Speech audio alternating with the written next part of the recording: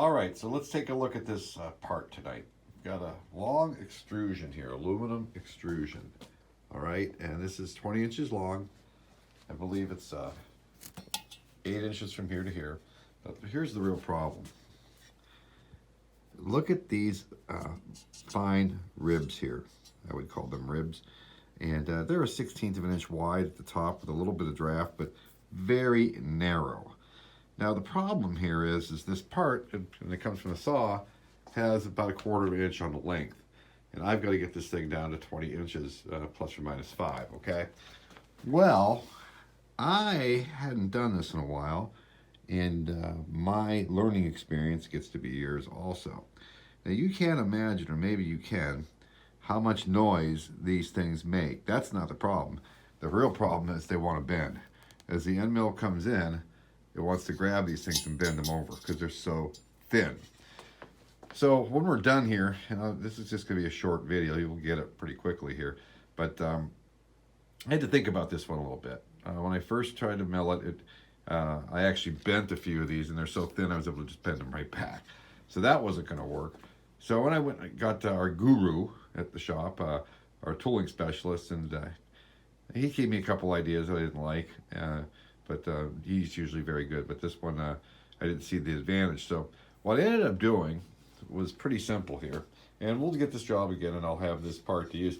I just took a block of wood, just wrote a quick program, and milled slots. The first set were a little narrow, so I opened them up. So, you don't have to be crazy here.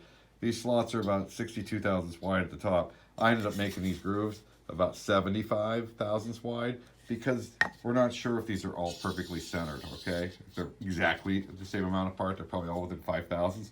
So what I ended up doing was clamping 2 of these down over these ribs to stabilize them. The second trick, though, was to because we're trained to usually climb mill, right? Climb milling was a disaster. So I'm going to use this big end mill, and after I'm done chatting with you on this section of the video, I'll show you in real time on the machine what it looked like. But I'm going to use this big end mill just to show you why I decided to go a different direction.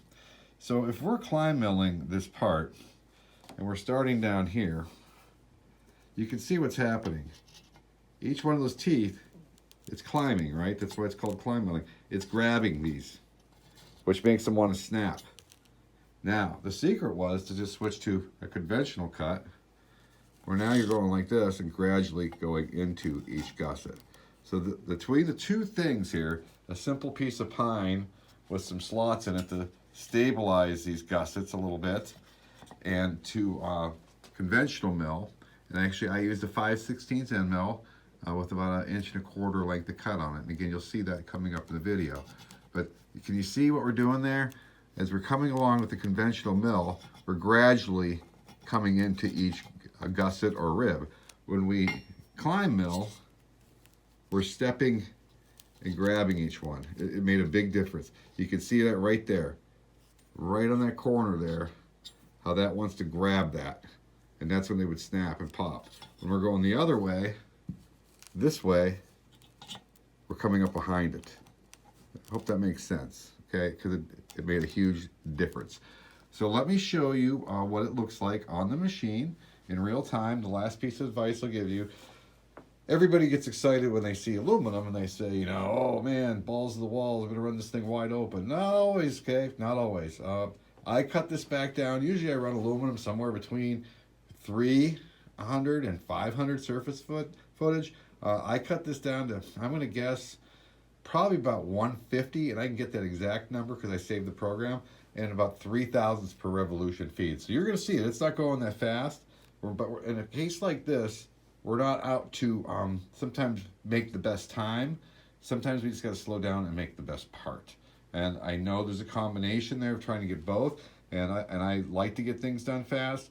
But when you see things like that, those are like nature's way of putting quills on a porcupine. That's a warning sign right there. These are over 1 inch long, 1/16 wide, inch long, and they are very fragile. So the wood stabilizes it. It basically clamped right over the wood with toe clamps. You'll see that in the video to keep these stable. And let's go watch this on the machine.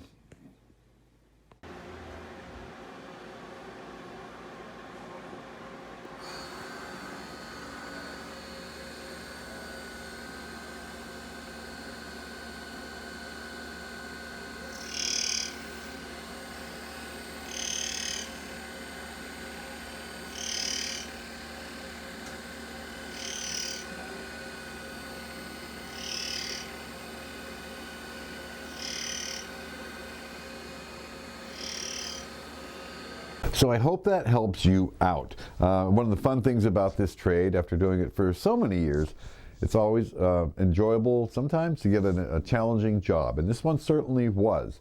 So the next time somebody hands you an aluminum extrusion that's 20 inches long with gussets standing up 1 inch that are a 1/16 of an inch wide, you'll know how to do it, right? So it's not always about with aluminum going crazy, right? You got to look at every job.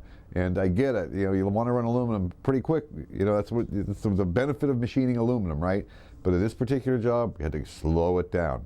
So I did look up the feed rate. I ran that, the surface footage was at 120, and usually I run aluminum about triple that, 120 surface footage, and the feed was 3 thousandths per revolution. So kind of slow, but only 4 pieces here. We don't need to reinvent the wheel. We didn't bend any of the gussets, and the parts got done right.